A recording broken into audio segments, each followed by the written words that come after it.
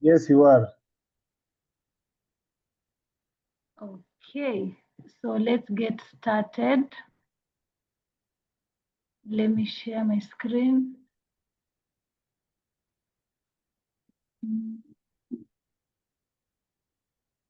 Inaonekana? Kabisa. Okay. So let's get started. So my name is Amina Seif. I'm a registered nutritionist by profession, then mimi ni mfanyabiashara. I'm married, a mother of 3 boys. I'm a manager in the business, doing this business part-time because I'm fully employed. I'm passionate about helping employed women earn an honest extra income through health and wellness. At the same time, I'm dedicated to empowering youth from our locality to unlock their potential through team marketing. So today I want us to talk about maternal nutrition. So objectives of my training today is will describe the importance of optimal nutrition during pregnancy and breastfeeding. Then we'll give nutrition recommendations during pregnancy and breastfeeding. Thereafter, we'll just try to understand the food groups recommended for women of reproductive age. In this case, I'll be concentrating on the pregnant and the lactating woman, the woman that is breastfeeding. Then I cannot finish without explaining the causes and approaches to anemia prevention in pregnancy. And then we'll talk a bit about appreciate the key maternal micronutrients. So to start us off, let's look at the importance of optimal maternal nutrition. So what is maternal nutrition? So maternal nutrition refers to the adequate and balanced intake of nutrients by women before, during, and after pregnancy to support the health of the mother and the development of the child, the unborn child, and if the mother is breastfeeding, that breastfeeding baby. So pre-pregnancy nutrition influences the fetal growth and development, then healthy development of the placenta. So before pregnancy, the placenta, that is the place that the nutrition of the baby comes from. So that one needs to be healthy. And then good maternal nutrition is important for successful pregnancy, child delivery, and lactation. Because without good nutrition, these processes will be compromised. So also good nutrition is important for the health of the mother when she's pregnant, when she's breastfeeding. So the health of that mother is very, very important. And also prevention of anemia. Because during pregnancy, if we don't take care about the mother's health, probability of the mother getting iron deficiency anemia, the chances are very high. Then prevention of birth defects. So let's look at the nutrition for a pregnant woman. So for a pregnant woman, all pregnant women should eat a variety of locally available foods. Underline the word locally available, because we come from different regions. So whatever I'll be telling you about, just look at what you have in your locality. So a variety of locally available foods. Then a pregnant woman, they need to have an extra additional to their 3 main regular meals.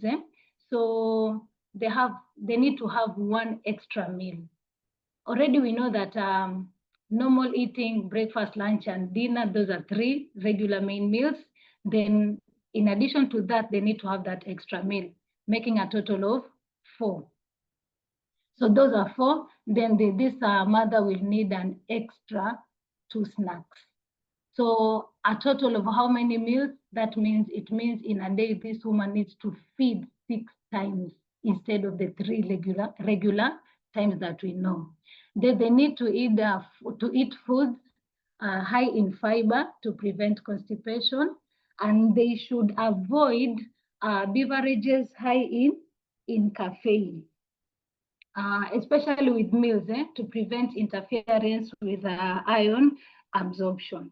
So apart from the ones that are in the bullets, this pregnant woman, calcium and phosphorus are essential. I'll come and explain later for bone formation of the fetus. Then the pregnant and lactating women, they're supposed to be taking iron and folic acid. I'll come and explain later the iron, how much we need, the folate, how much we need. These are supplements that they should be taking throughout their pregnancy. Iodized salt should be consumed to provide sufficient iodine for the physiological and brain development of the unborn child. And remember, iodine from the foods we eat, it is not like readily available, and that is why in Kenya it is a must for the salt producers, because it was noted that salt can be a good carrier of iodine. So it is a must for the salt producing companies to ensure that they fortify the salt with iodine so that the population can get this iodine. And then in pregnancy, we cannot forget about the teenage girls who get pregnant. And remember, for the teenage pregnant girls, their nutritional needs are a bit higher compared to a normal a woman who is of age that is pregnant. So if there's a teenage pregnant girl and a woman who is of age and is pregnant, the nutritional needs of this teenager are higher, thereby they need to be closely monitored by a healthcare provider. Now let's look at the nutrition recommendations for the breastfeeding woman. A breastfeeding woman should eat a variety of locally available foods. Underline locally available. I like saying locally available because sometimes we are used to telling someone labda kula tu skuma, for example. I'm using just as an example in the groups of vegetables. Skuma, lakini not everyone can get access to skuma kwa mfano. So we look at what is available for that woman. Then in this case, compared to the pregnant woman, this one needs 2 extra small meals.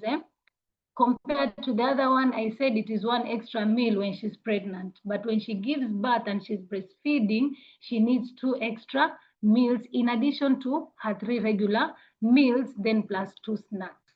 So in total, for this woman who is breastfeeding, she's supposed to eat 7 times a day, compared to the pregnant woman who eats 6 times a day, compared to you and me who eat 3 times a day.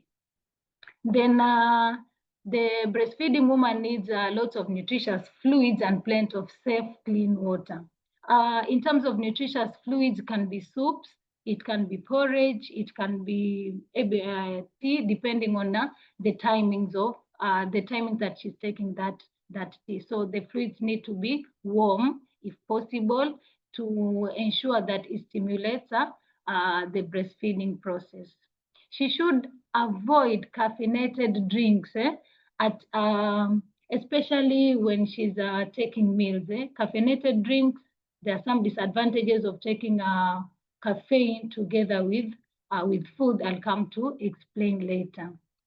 Then apart from that, they are advised to engage in appropriate physical activities to stay healthy. And in this case, they should also avoid extraining activities. I hope tuko pamoja paka hapo. So now I want to go into the food groups of women of reproductive age. I know we are used to talking about a balanced diet, like when I'm eating, my plate has to be balanced. That is, I need to have a protein. Hata ukiuliza tu mtoto wa shule, sio ukimuuliza nafaa kula vipi, atakwambia I'm supposed to have a balanced diet, meaning anahitaji apate a protein, a carbohydrate, and the vitamins in terms of fruits and vegetables. But in this case, I want us to learn about the food groups and the way we are supposed to be eating them. But in this particular case, I'm concentrating on the pregnant woman and the lactating woman. But remember, when I talk about the 10 food groups, it applies to everyone in the family. sawa. So wababa wasione wameachwa nyuma in this. So food groups, I'll go one by one. We have 10 food groups that I'll be talking about. So the first group, we call it grain products and other starchy foods. So that is the first group among the 10. So I'll be explaining one group after another. So in this group, the function of this group, it is a good source of carbohydrates. And remember, in this group, it is the group that gives us the vitamin B complex and fiber. So in this group, when we're talking about fiber, we can get fiber from this group. We can get B complex from this group. And remember, we're also getting carbohydrates from this group. It provides energy. This is the group now that gives this woman, the pregnant, the lactating mama, tu mtu yote wa kawaida, that energy that we need. And it also helps in breakdown of food to energy. And remember, I've mentioned about fiber in this. So fiber aids in digestion, lowering of blood cholesterol. So the types of foods in this group, we are talking about the grains, of course, kina maize, sorghum, millet, wheat, rice, oats, name them. And then the starchy foods, here we are talking about foods like the plantain, matoke, cassava, sweet potatoes, waru zile za kawaida. So they fall under this group. And in terms of the products of this group, we are talking about kina bread, of course, chapatis, uji, ugali, they all fall under this group. So the second group we call it's the legumes and pulses. And remember, when you talk about the legumes and pulses, for it to qualify to be called a legume or a pulse, it has to be mature and dry. Even on the grains, when you talk of the maize, it has to be dry and mature for it to qualify to be a grain, kama ni mahindi, for example. And when you're talking about the legumes, they have to be mature and dry for them to qualify to be in this group, food group. So if they're not dry, they're not mature, I will tell you which group they will belong to, whether it is maize, it is beans, but as long as it is not dry and mature, I'll tell you the group they'll fall into. So legumes and pulses, they are good sources of protein, vitamin B2, that is the riboflavin, magnesium, you can get from there, you get folate, iron, soluble fiber, among others. They support growth and repair of tissues because remember it is a source of protein also. Then they help prevent anemia because of having iron. And then important for muscle and nerve function. And then it is also important for release of energy. So good sources of this, kuna kina beans, all types of beans, kina roskoko, wairimu, name them. They fall in this group. Dry peas, whether chickpeas, pigeon peas, all forms of the dry peas, and all the other bean varieties, they kina soybean, name them, they fall under this group. Then we have products that come from this group, like the soy meat, ambazo zinapatikana sahi in the market. We have soy milk to mention, but a few. Like the lovers of kina bajia, that gram flour that is used to make the bajias, that is a product. The gram flour is a product of a legume. So the other group is dairy and dairy products. So I'll mention dairy and dairy products. These are products that are coming from animals like kina cow, camel, goats, name them. How wanatupatia. The likes of kina maziwa products. We have products like cheese. We have products like yogurt. But in this case, ice cream will not follow under this in as much as it is made from milk because it is more sugar than the milk. So their function helps in the development of healthy bones. Healthy bones, muscle function, growth and repair because it is another source of protein. Sasawa, improving immune function, So this is a group that is essential for the pregnant and the lactating woman. Then fourth group, eggs. Eggs is a group on its own because I know we are used to having protein, lumping them together, mayai, maziwa, name them nyama, proteins. No. So eggs stand on its own. It comes as a group on its own. So it is a good source of high quality proteins, a very good source of vitamin B12 and saturated fats. It also, like the other proteins, helps in growth and repair and a good source of energy. And it is helps in prevention of megaloblastic anemia. Sawa. So sources of eggs, mayai yote, yeah, all poultry, that is chicken eggs, duck eggs, guinea fowl, quail eggs, they fall under this category. But eggs of fish haingii kwenye hii category. Then the next group I'll mention is flesh foods. Flesh foods, we talk about all the meat, poultry, and fish. This is another group that is very essential for the pregnant and the breastfeeding woman. It is a good source of high quality protein and micronutrients. Micronutrients like iron, zinc, vitamin A, B complex, BK. Mycofacilitator. So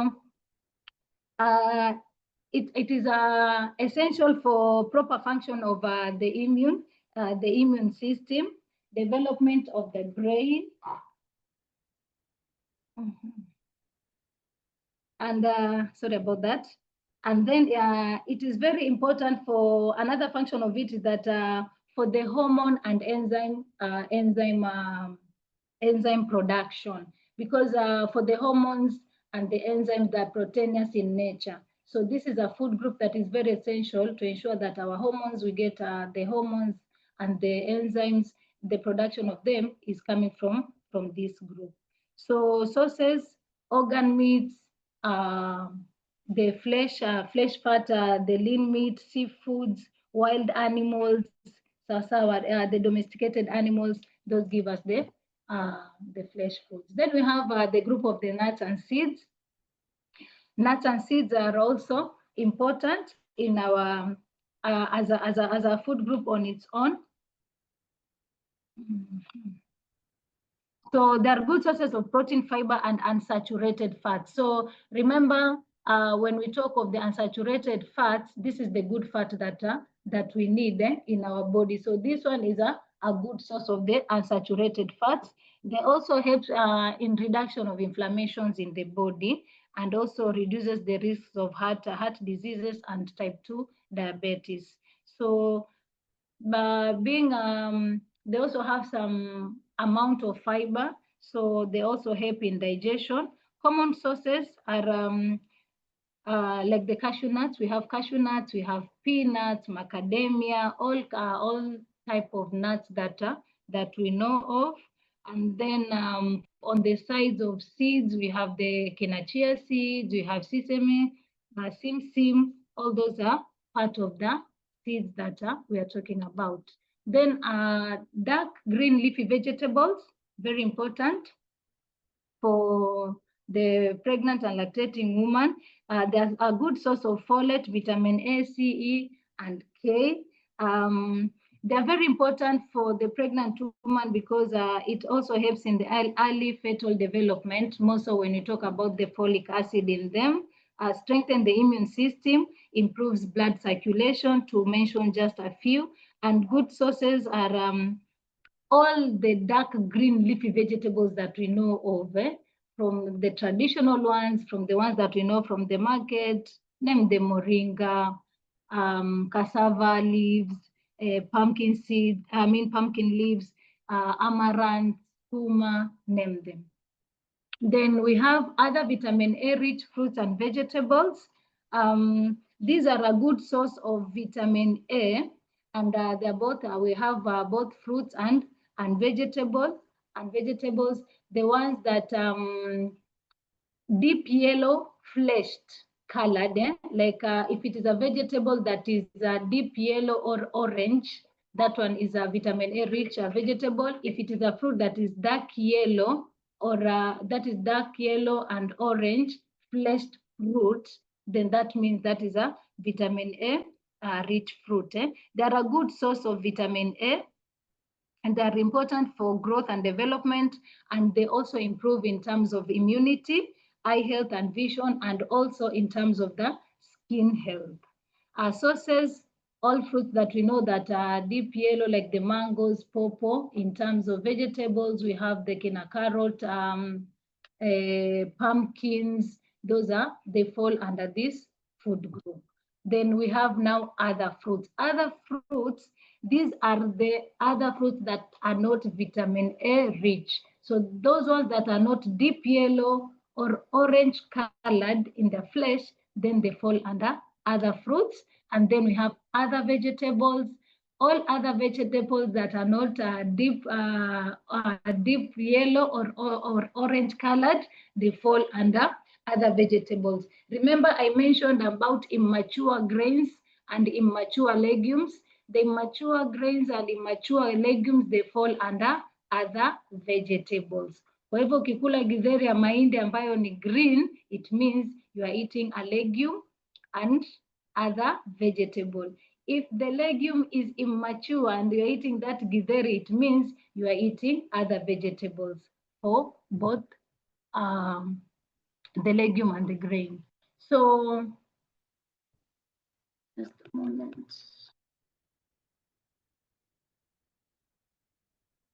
So recommended weight gain during pregnancy. Having looked at the food groups, out of the 10 food groups, this pregnant woman or the breastfeeding woman is supposed to be eating at least 5 out of the 10 per day. So it depends how we are going to eat them, but ensure that this pregnant woman, if she's supposed to be taking 6 times in terms of the feeding times, then out of the 6 times, akuwe consume 5 out of the 10 food groups. For the one taking 7 times a day, then it means she should have taken at least 5 out of the 10 food groups. And by doing that, it is expected that there'll be an adequate weight gain during pregnancy. So with the weight gain, it will determine the birth outcome. So for the first trimester, this woman is expected to be adding at least 0.5 kilograms per month in the first trimester. So kumaanisha by the 3rd month, she should have gained at least 1.5. Then in the second trimester, 1 to 1.5 per month.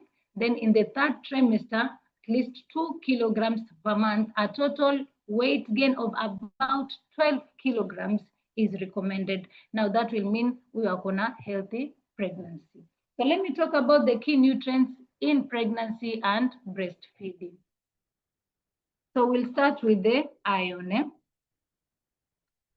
So iron supports fetal development, prevents anemia, boosts energy, and the sources of iron are the heme iron, that is the meat, poultry. In the group that I mentioned called flesh foods, they're a good source of iron. Then we also have the non-heme that comes from the dark green leafy vegetables, also coming from the group of legumes.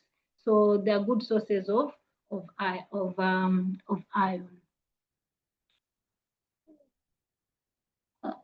Just a moment.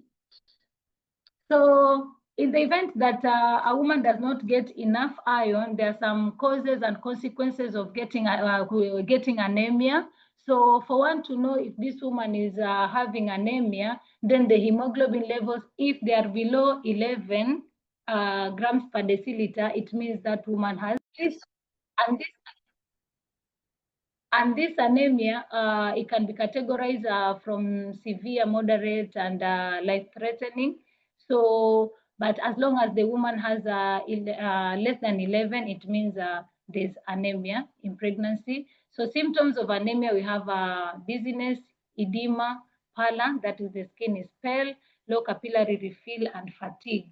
And the consequences of having anemia is inadequate iron in maternal stores pre-pregnancy, insufficient dietary intake, iron absorption, poor iron absorption, then illnesses such as malaria can cause anemia, And the consequences of a woman having anemia in pregnancy is an increased risk of prenatal and maternal mortality. The woman can have a low birth weight baby or preterm delivery. Then sometimes they can even have complications during childbirth due to anemia. So in prevention of anemia, we can have the data approach of preventing this by taking adequate intake of iron-rich foods, which are sources of heme and non-heme. Like I've mentioned earlier, the animal-based proteins are a good source of iron, and it is easily absorbable. Then factors influencing availability of anemia, of iron. We have inhibitors and enhancers of iron. So inhibitors of iron, when we take foods rich in iron together with foods that are high in phytates and tannins and caffeine, it means the availability of iron to the body is hindered. And if you want it to be enhanced, we use the foods together with vitamin C rich foods. So preparation and cooking methods also enhance iron absorption. Like for example, soaking foods like the legumes, when you soak them, you reduce the phytates, which inhibit iron absorption. Fermentation also enhances absorption of iron. Roasting of some foods also enhances absorption of iron and also germination of some food. So let's talk about folic acid. Folic acid prevents neurotubal defects, supports fetal development, that is the formation of the neural tube, and reduces the risk of birth defects like the cleft palate, heart defects. And then the food sources of folic acid are the dark leafy green vegetables, legumes, nuts and seeds, whole grains, and beetroot. But we know majority think that beetroot is more of iron than folic acid, but in real sense, beetroot is higher in folic acid than the iron. Then calcium. Calcium builds strong bones and teeth for the baby, helps muscles, nerve, and heart function for the mother, prevents high blood pressure and preeclampsia. And then food sources, we talk of the dairy and dairy products, sardines, omena, and cassava leaves are good sources of calcium. Then magnesium. Magnesium boosts energy and reduces fatigue, helps regulate blood pressure and nerve function, works with calcium for bone and tissue strength, and good sources are the dark green leafy vegetables, pulses, legumes, nuts and seeds, bananas and avocados. When I'm talking about the pulses and legumes, I'm talking about the mature and dry pulses and legumes. Vitamin C is also another important one for the two women because it enhances immunity for both the mother and the baby, promotes healing and tissue repair after childbirth, and it also enhances iron absorption, as I've already mentioned earlier. And good sources of vitamin C are the citrus fruits, guavas, tomatoes, red capsicum, zile hoho za red. Then omega-3 is also another important micronutrient for the pregnant and the breastfeeding woman because with omega-3, it has the EPA and DHA. These ones improve the breast milk quality, which supports the baby's brain and eye development.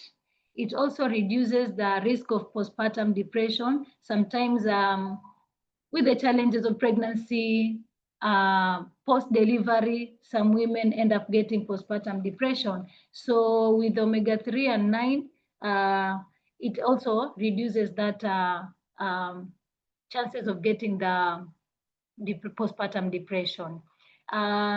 It also supports maternal heart health and improves insulin sensitivity. In this case, When a pregnant woman uses omega-3, that is with EPA and DHA, it reduces the chances of the woman getting gestational diabetes, the GDM, because of insulin sensitivity, which will have been improved by the omega-3. Then it supports immunity by strengthening the immune response.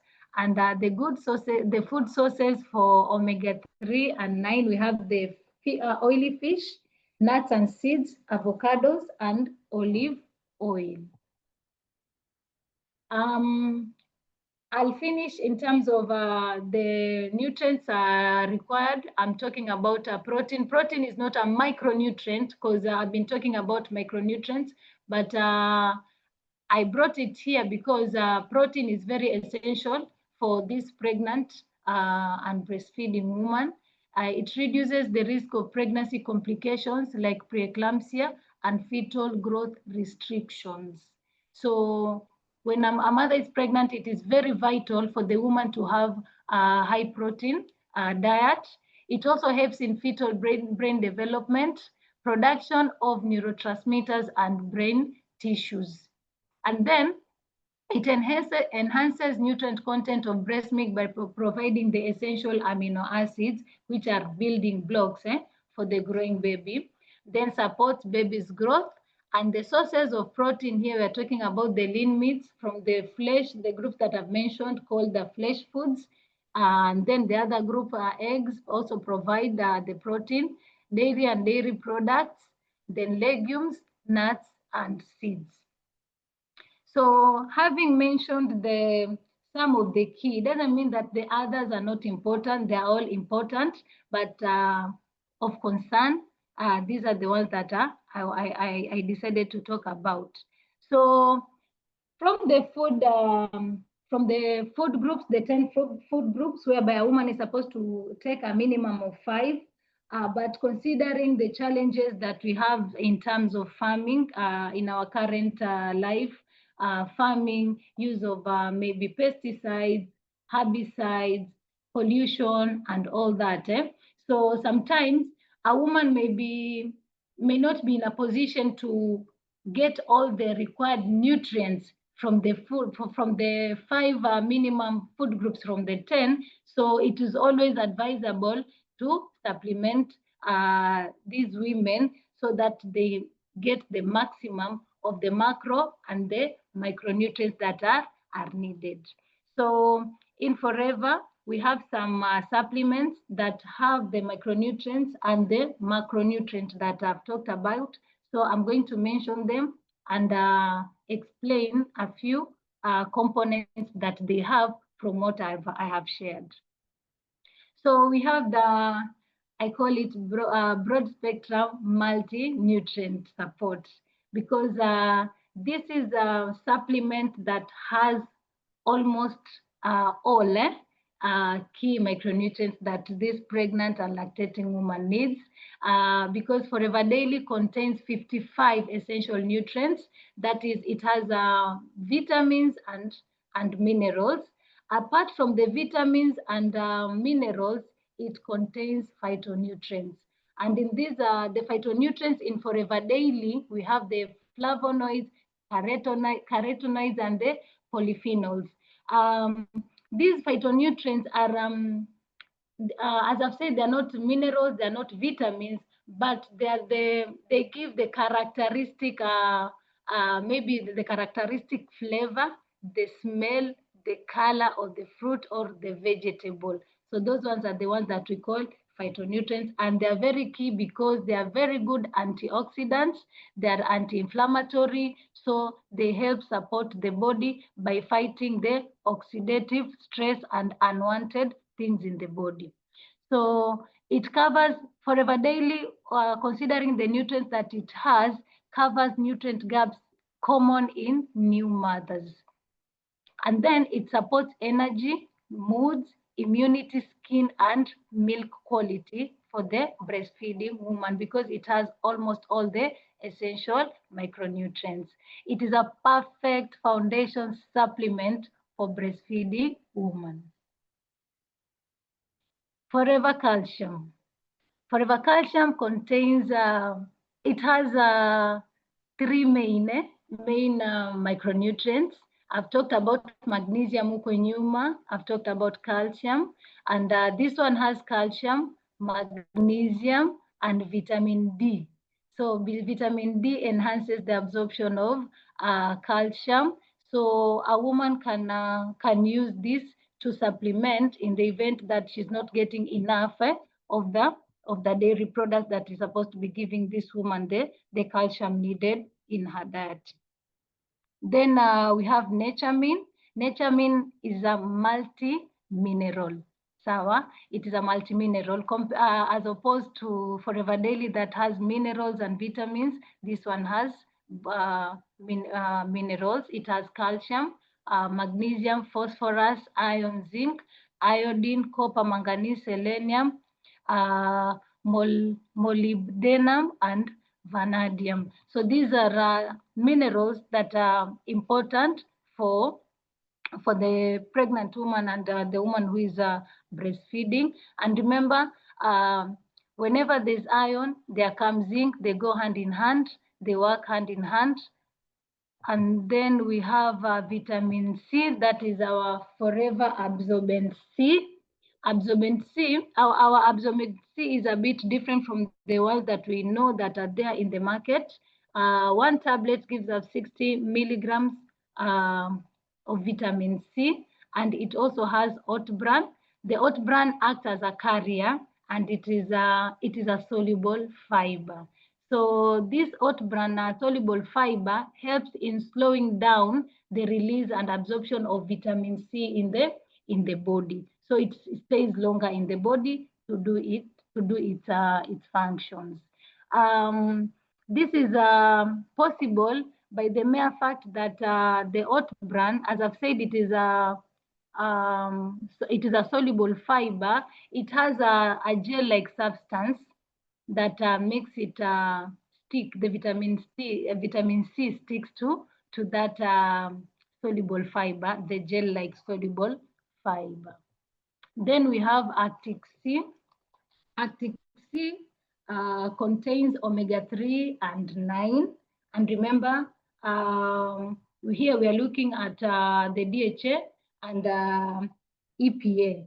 So for the daily requirement for omega-3 is between 250 and 500 milligrams, and our omega-3 has 100 milligrams per one soft gel. So the combination of both is very vital for the pregnant woman, considering the functions that I've mentioned earlier. It reduces inflammation. Remember, I mentioned inflammation. It is good for the heart health, brain function, and generally the overall well-being of this woman. For the woman who is breastfeeding, the baby is gaining or getting the DHA and EPA, the omega-3s and omega-9 from the breast milk. And that's why we say when a mother is supplemented with omega-3, I mean Arctic C, which has omega-3 and 9, the quality of the milk improves, and the baby will getting the benefits from the breast milk. Then it has oleic acid, 50 milligrams per capsule, oleic acid for the omega-3. Then protein supplement. So remember, this woman, apart from getting the macronutrients, supplementing with protein is essential because sometimes not all women get enough protein per day. So giving this protein shake, Forever Light Ultra. It is a plant-based protein powder that provides 24 grams of protein per serving. And this one makes it stronger compared to the other whey proteins that are in the market out there. Tuko na whey proteins ambazo zinauzwa as a protein powder supplement. So compared to the others, this one gives 24 grams. The initial one, the one that we had initially, used to give us 17 grams of protein per serving. So for for protein intake per day, the requirement is 1.1 grams of protein per kilogram body weight. So for instance, a woman who is, let's say 60 kilograms like myself, so a 60 kilogram woman will need around 66 grams of protein. So if a pregnant woman of my weight will be taking maybe 2 servings of the light ultra, she'll be getting 48 grams already from this supplement. So the rest anaweza pata from the other protein sources.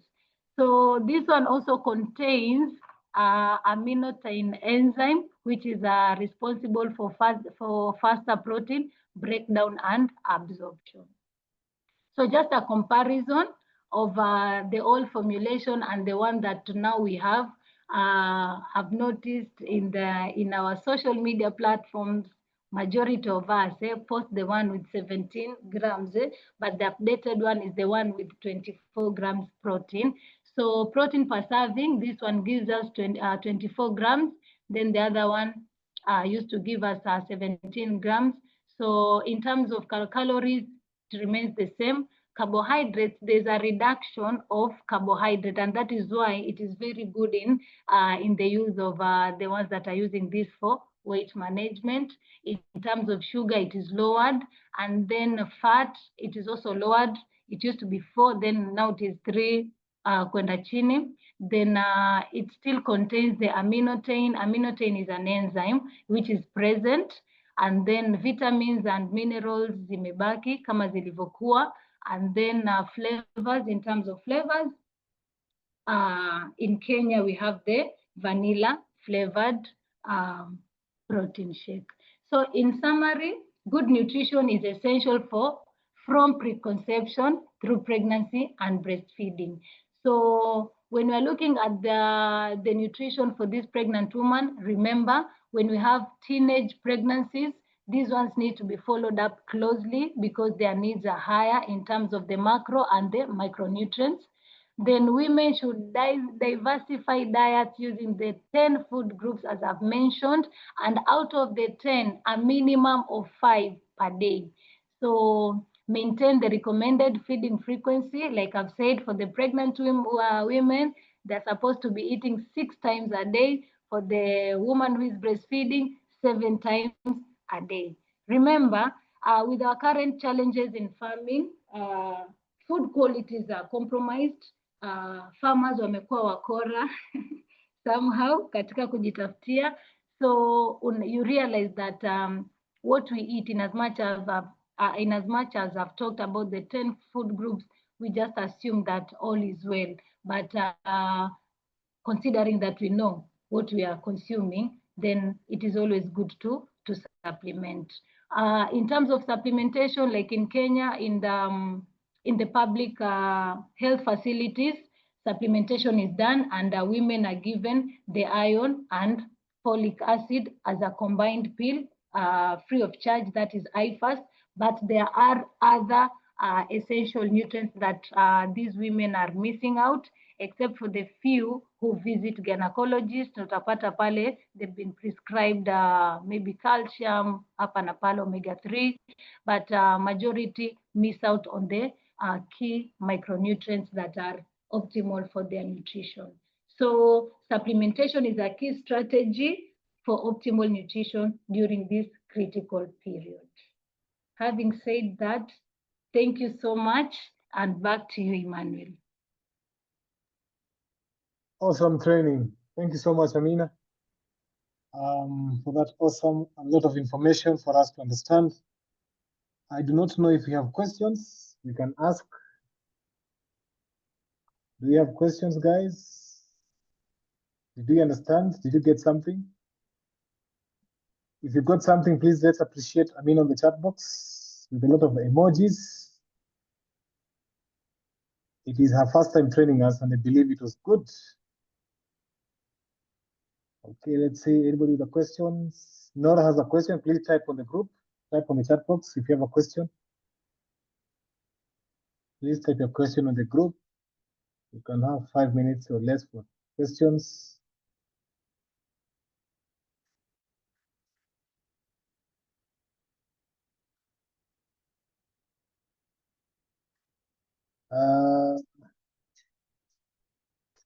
Amina, did you see the question from Laura? She's asking, do we have pre-supplementation before pregnancy?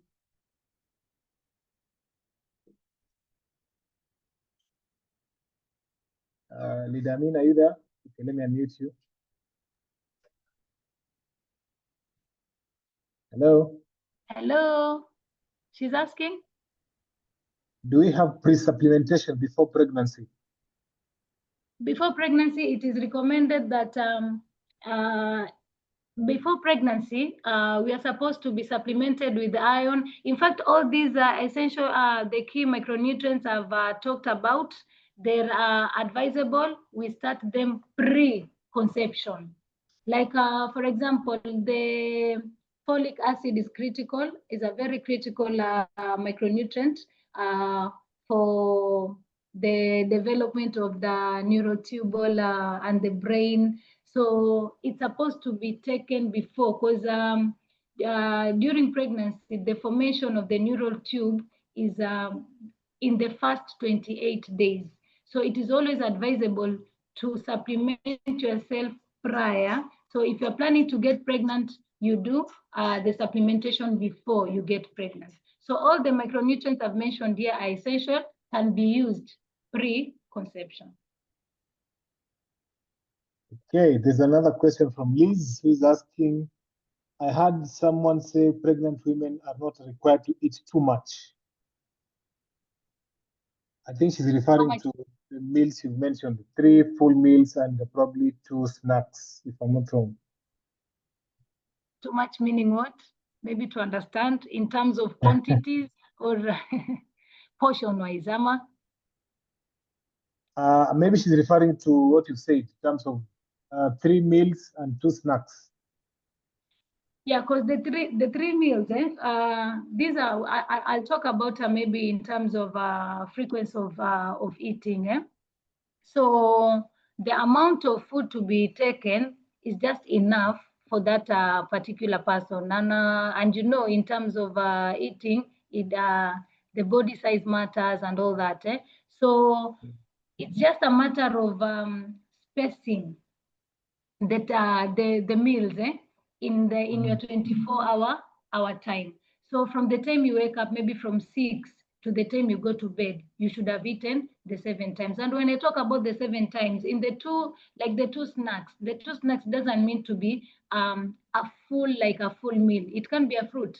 Maybe I'm talking about vitamin A rich fruit, and you look at your entire schedule of the day and you realize I've not taken maybe vitamin A rich fruit. If I take a mango, that one is already counted as a snack. So that is already one. Maybe in the course of the day, you realize maybe I've not taken an egg, for example. So if I take an egg, just 1 egg, already those are 2 times. You've taken 2 food groups, those are 2 times. So wasiangalie ile na kutishika ya kwamba you are eating like the way we eat. So ensure that the portions are enough and ensure that you have the 5 food groups out of the 10, and then space now the frequencies. If you are for the 7, space the 7 times. If you are for the 6, you just space them in your, I'll say 12 hours because maybe the other 12 hours you'll be sleeping. Okay, good. I hope I've answered your question. Yes, I hope she's happy with that. There's another question. At what stage do we recommend pregnant mothers to start our products? At what? At what stage do you recommend pregnant mothers to start on our products? To start on our products, the pregnant women. So yes. It depends on what we are talking about, because in terms of the key micronutrients, they can be started, as I've said, like the kina iron, the kina folate, they can be started even pre-pregnancy, then they can be taken throughout as long as it is not contraindicated. So it is always advisable to seek the guidance of a healthcare professional to know if what you want to take is not contraindicated in pregnancy, especially in the first trimester. Okay. Margaret is asking, in case of fetal or infant mortality, what can be the best nutrition for the mother? In case of what? In case of fetal or infant mortality, what can be the best nutrition for the mother? So the baby has gone, mama ndo amebakia.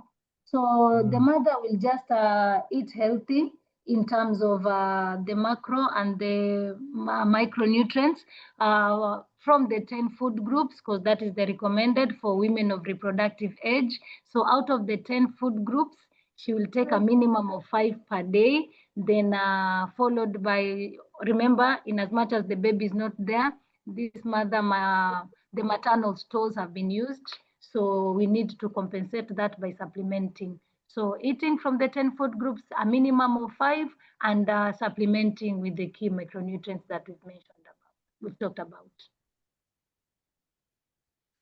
Thank you. Maybe the last one. Charity is asking, for a breastfeeding mother who is losing their hair, what can be recommended and what is she deficient in? So, okay, through experience, I would advise to go for the NatureMin, because NatureMin, if we go back to our slides, you realize the NatureMin has all the essential minerals that are responsible for there's sometimes I fail to pronounce it. Let me go back to the slide. There's a component there, just a moment, very key, and that one is it's responsible for the formation, molybdenum. It is you can go read more about it. It is a good mineral that helps in the hair. It works well with collagen, and if you use NatureMin together with collagen, it helps in the hair growth and even the nails. Sometimes when the women are pregnant, pia kuna kucha katika breakage of the hair. So I would recommend using NatureMin together with collagen. Currently, we have the farming complex as a collagen as at now. But kuna wale ambao wako na marine collagen, it can also help. All right, thank you so much. Do you have any other question before we close? Okay, I think that's a question answered. The first 6 weeks, women tend to eat very well, but after that, they resume to eating 3 meals. Okay.